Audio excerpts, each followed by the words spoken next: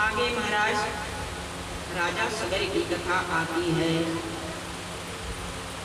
सुखदेव जी ने कहा, राजन हरितो रोहित सुतस्य चंपतस्मात् निर्मिता चंपापुरेषु देवोतो विजयो यस्य चात्मजः। रोहित के हरित हुए, हरित के चंप हुए, चंप के सुदेव हुए, सुदेव के विजय हुए, विजय के भरत हुए, भरत के बाहुक हुए और बाहुक के राजा सगर हुए। महाराज ये राजन शत्रुओं ने राजा बाहु को परास्त कर दिया तो बेचारा अपनी पत्नियों को लेकर के जंगल चला गया। बाहुक जो है जंगल निकल गया, परंतु बुढ़ापा के कारण उसे भी भाग्य ने साथ नहीं दिया, वो वहीं मर गया।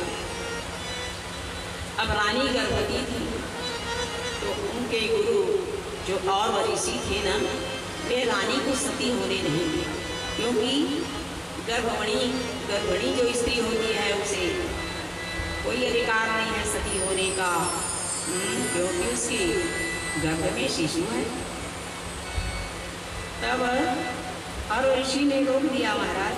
अब संभव ने क्या किया, राजाओं को तो बहुत सी पत्नियाँ होती हैं ना, अब वे पत्नियाँ सब जलन करने लगी कि बड़ी रानी का गर्भ है।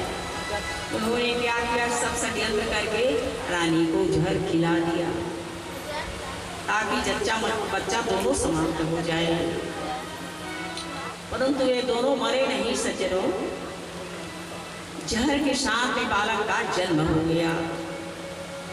बालक का जन्म हो गया जहर के साथ में, तो नाम भी उसका क्या पड़ा, सगर पड़ गया।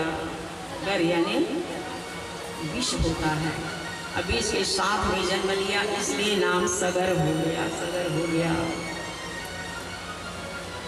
अब कहते हैं गर के साथ पैदा हुआ इसलिए बालक का नाम सगर हो गया। सज्जनों, सगर भी चक्रवर्ती नरेश हुआ, कोई साधारण नहीं, यह चक्रवर्ती नरेश हो गया। इन्होंने 100 अश्वमेध यज्ञ करना चाहा, अश्वमेध यज्ञ, और 99 को पूरा भी कर लिया, परंतु 100वें यज्ञ के घोड़े को इंद्र ने चुरा कर क्या किया, कपिल मुनि के आश्रम के पीछे में बांध दिया। सज्जनों, सगर की 2 पत्नियां थी, कौन कौन, सुमति और केसनी, 2 पत्नियां थी। तो सुमति के तो 60,000 पुत्र हुए और केसनी के एक ही पुत्र हुआ, असमंजस नाम का। असमंजस नाम का एक ही पुत्र हुआ। यज्ञ के घोड़े को सगर के 60,000 पुत्रों ने अब ढूंढने निकले तो ढूंढते ढूंढते सच में पहुंच गए कहाँ, कपिल मुनि के आश्रम में। उन्होंने देखा कि अरे यही चोर है, बगला भगत बना हुआ है, घोड़े को चोरी करके, हमारे यज्ञ घोड़े को चोरी करके अपने आश्रम के पीछे में बांध दिया है। पूरा 60,000 सभी भाई मिलके जोर जोर से चिल्लाने लगे, उनकी तपस्या को भंग करने लगे। बोले अरे तुम तो साधु नहीं हो, असाधु हो, बगला भगत के चाल है तुम्हारी, छोड़ो हमारे घोड़े को, जोर जोर से चिल्लाने लगे। ऋषि की आंखें खुली, क्रोधाग्नि खुली। सज्जनों, 60,000 राजकुमार वहां जल करके भस्म हो गए, बोल साधु अवज्ञा तुरत भवानी, कर कल्याण अखिल के भानी। साधु की अवज्ञा का फल यही होता है सज्जनों, इसलिए साधु महात्मा के ऊपर कोई क्रोध करने की चीज नहीं है। देवता है, देवता जिन्होंने भगवान की भक्ति में जीवन बिताया है। अब असमंजस का पुत्र अंशुमान हुआ सज्जनों, उसने अपने चाचाओं का पता लगाने के लिए गया और वो भी जाते जाते पहुंच गया। कपिल मुनि के आश्रम में ये भी पहुंच गया और जा करके प्रार्थना करने लगा, हे भगवान क्षमा कीजिएगा, मेरे गुरुओं के लिए आप क्षमा कर दीजिए महाराज, गलती हो गई है महाराज।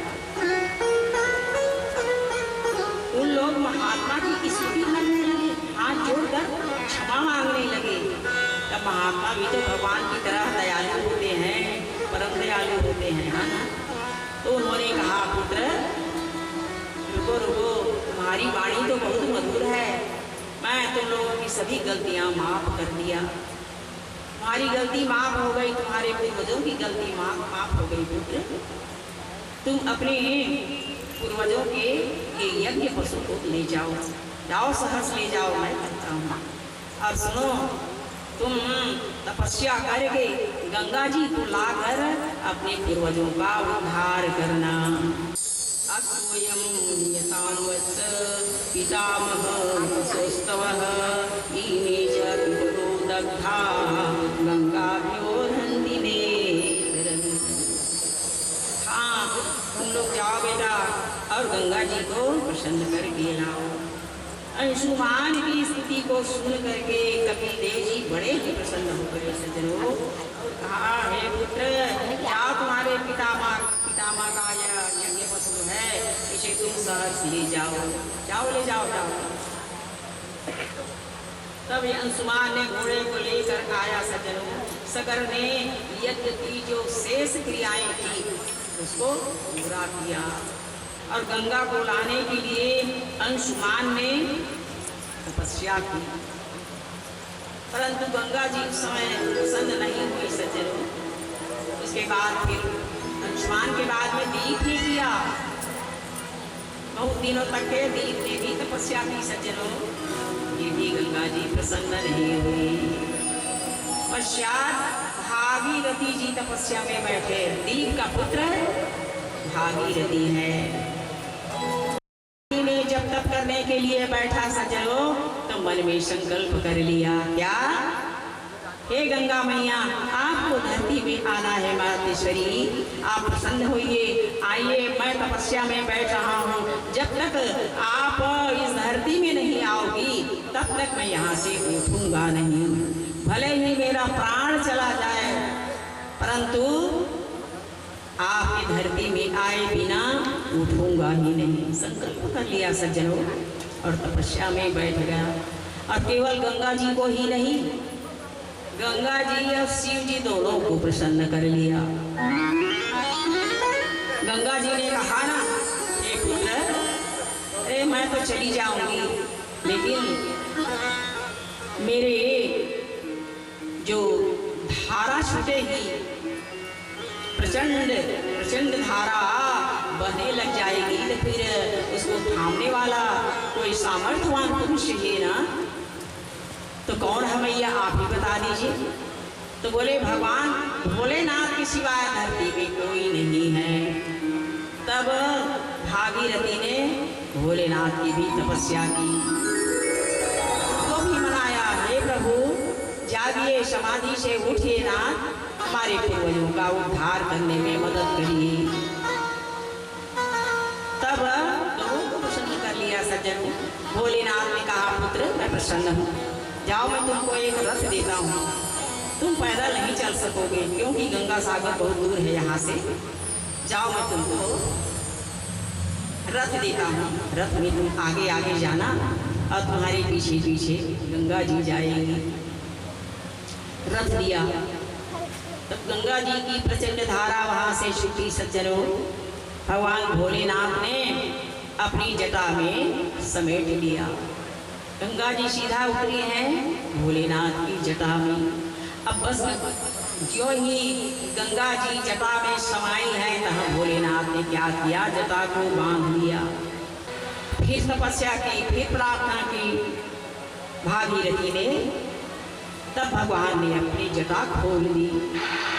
क्यों ही जटा खुली सज्जनों, क्यों ही झर झर हर हर करती हुई और गंगा की धारा वहाँ से छूटी। क्यों ही उनकी प्रचंड धारा छूटी तो इधर क्या कहते हैं, जम्बू ऋषि जी जो है तपस्या कर रहे थे। उनका सामान गंगा के प्रवाह से सब इधर उधर बिखरने लगा। अरे अरे अरे, ये क्या हो रहा है? कहाँ से आई है ये गंगा? एक अंजलि में ही और गंगा जी को पान कर लिया, गंगा जी को पान कर लिया।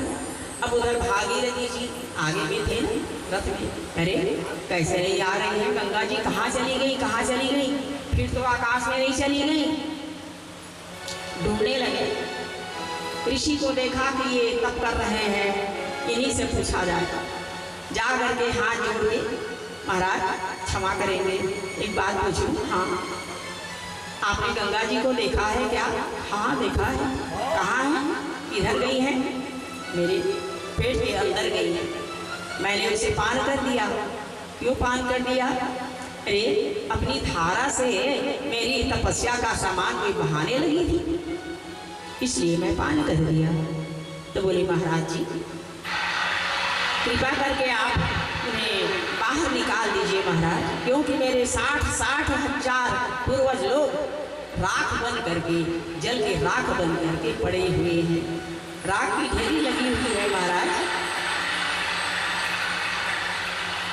उन्होंने सोचा कि अब बाहर करूँ तो करूँ ऐसे। फिर उन्होंने युक्ति लगाई, कान से उन्होंने, अब मुंह से उगल देते, बाहर कर देते, तब क्या होता? जूठा नहीं हो जाता जी। अमुक तो जूठा रहता है हमेशा ना। इसलिए उन्होंने क्या किया?